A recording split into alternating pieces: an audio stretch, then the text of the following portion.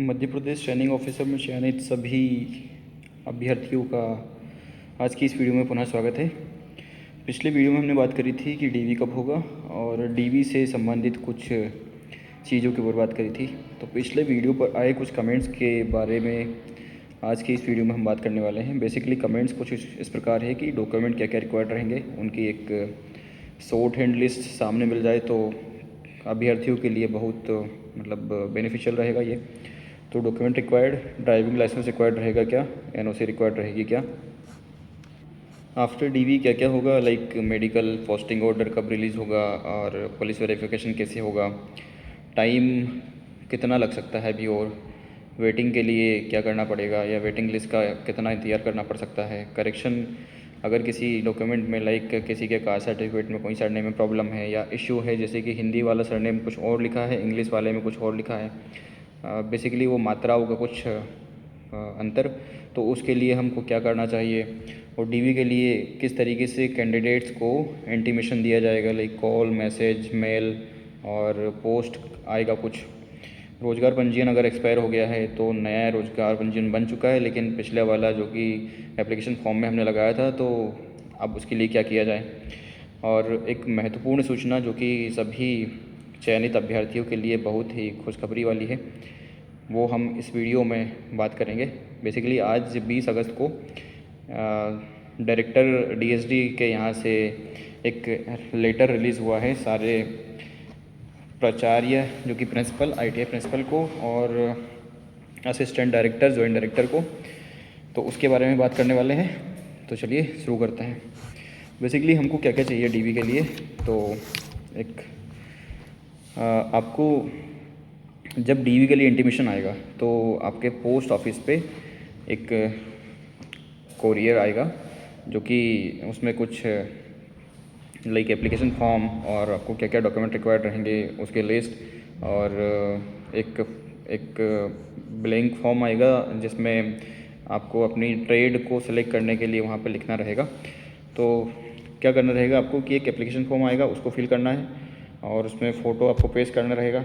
उसके बाद में जो आपका पीईबी का रिज़ल्ट आया है, बेसिकली एमपी ITET ईओ का जो रिज़ल्ट आया है, उस रिज़ल्ट का जो पीडीएफ है उसका प्रिंट आउट आपको लेना पड़ेगा। उसके बाद में आपकी उम्मीदवारी चयन, लाइक किसी कैंडिडेट ने मैकेनिकल की 4 या 5 ट्रेड से या ज़्यादातर ट्रेड से फॉर्म फिल किया है और उसका चयन एक से अधिक ट्रेड पे हो चुका है, तो उम्मीदवारी का आपको चयन, आपके कैंडिडेचर का आपको चयन करना पड़ेगा वहाँ पे कि आप कौन सी ट्रेड को लेना चाह रहे हैं, तो आपके लिए आपको वो फॉर्म फिल करना पड़ेगा। अब ऐसा रहेगा कि अगर आप एक ट्रेड चुन लेते हैं तो आपकी जो बाकी की ट्रेड है जिन पे आपने सिलेक्शन लिया है, जिनमें आपका नाम आया है, आपकी मेरिट आई है, तो उन ट्रेड्स पे आपका कैंडिडेचर निरस्त हो जाएगा।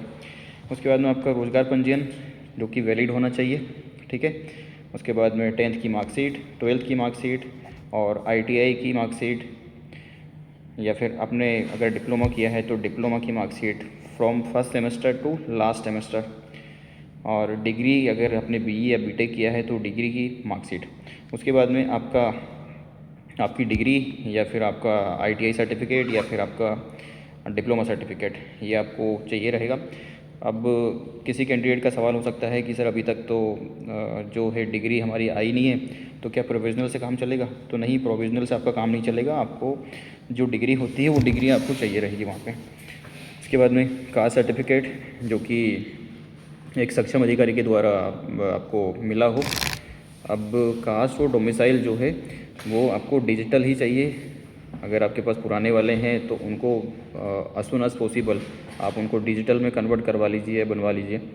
उसके बाद में फिर अगर किसी व्यक्ति ने मोटर मैकेनिक MMB या डीजल मैकेनिक या फिर ट्रैक्टर मैकेनिक से फॉर्म फिल किया था और उसका सिलेक्शन इन तीनों ट्रेड में से किसी एक पर हुआ है या तीनों पे हुआ है, तो उसके लिए आपको लाइट मोटर व्हीकल यानी कि LMV का लाइसेंस चाहिए रहेगा।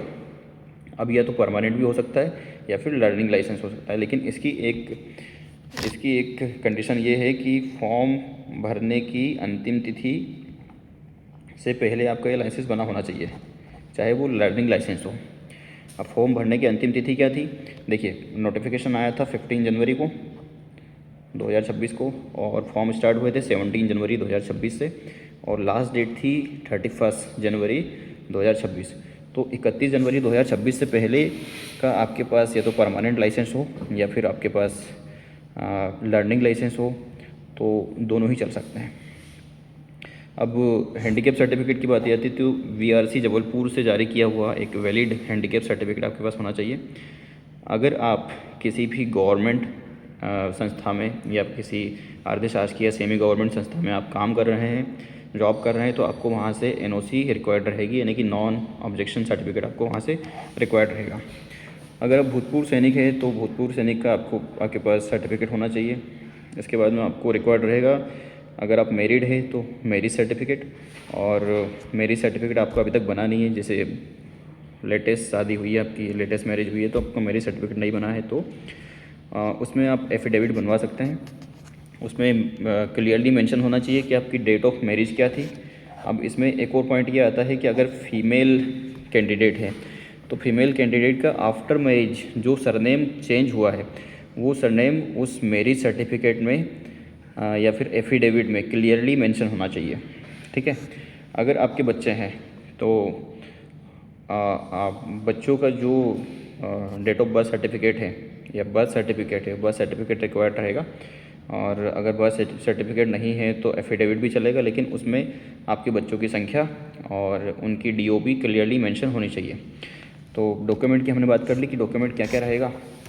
उसके बाद में देखिए एनओसी, अगर किसी ने मतलब एक कैंडिडेट है कि उनका ये क्वेश्चन था कि सर परीक्षा फॉर्म भरने के बाद में मेरी जॉब लगी है तो क्या एनओसी रिक्वायर्ड रहेगी।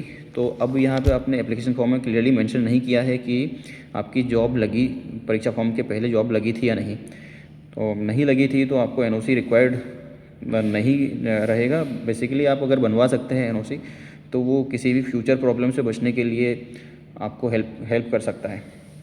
आफ्टर डीवी क्या क्या होगा, देखिए डीवी आज 20 अगस्त हो चुका है। मैंने आपको पिछला वीडियो जब बना के दिया था तो मैंने ये बोला था कि 20-22 अगस्त के आसपास आपके पास कुछ इंटीमेशन आ जाएगा, कुछ इन्फॉर्मेशन आ जाएगी कि डीवी कब होगा। तो आज ही एक लेटेस्ट जो है एक ऑर्डर रिलीज़ हुआ है डायरेक्टर के यहाँ से, डीएसडी के यहाँ से। तो उसमें जॉइंट डायरेक्टर और सभी प्रिंसिपल को ये इंटीमेट किया गया है, ये इन्फॉर्मेशन दी गई है कि गेस्ट फैकल्टी के लिए जो रिक्रूटमेंट हो रही थी तो उनके रिक्रूटमेंट को अभी होल्ड पे रखा जाए, क्योंकि जो परमानेंट टीओ है, परमानेंट टीओ के लिए रिज़ल्ट जो है पीईबी ने रिलीज़ कर दिया था 24 जुलाई 2026 को। मेरे पास ये ऑर्डर है और मैं आपको वो पढ़ के बता देता हूँ। उसमें लिखा गया है कि उपरोक्त विषय अंतर्गत संदर्भित पत्र के द्वारा शासकीय औद्योगिक प्रशिक्षण संस्थाओं में मेहमान प्रवक्ताओं गेस्ट फैकल्टी के आमंत्रण की कार्रवाई किए जाने के निर्देश जारी किए गए। प्रशिक्षण अधिकारी भर्ती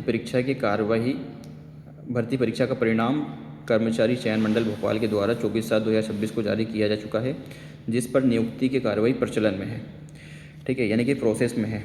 तो संयुक्त संचालकों के द्वारा लेख किया गया है कि प्रथमतः यानी कि फर्स्टली भर्ती परीक्षा 2026 के नियमित प्रशिक्षण अधिकारियों की नियुक्ति की कार्रवाई के पश्चात मेहमान प्रवक्ता आमंत्रित किए जाना उचित होगा, ताकि लघु अवधि में ही मेहमान प्रवक्ताओं को आमंत्रित कर उनके आमंत्रण समाप्त किए जाने की स्थिति निर्मित न हो व अन्य वैधानिक तथा प्रशासनिक कार्यवाहियों से बचा जा सके। अतः निर्देशित किया जाता है कि संदर्भित पत्र के द्वारा जारी मेहमान प्रवक्ताओं के आमंत्रण की प्रक्रिया वर्तमान में आगामी आदेश तक न की जाए। कहने का मतलब ये है कि डीएसडी ने बोला है कि जैसे हम अभी मेहमान प्रवक्ताओं की भर्ती कर रहे थे तो इस बीच में रिज़ल्ट भी आ चुका है, किसका, ITITO का। तो अब जो है इसकी प्रक्रिया भी चल रही है, ITITO की चयन प्रक्रिया भी।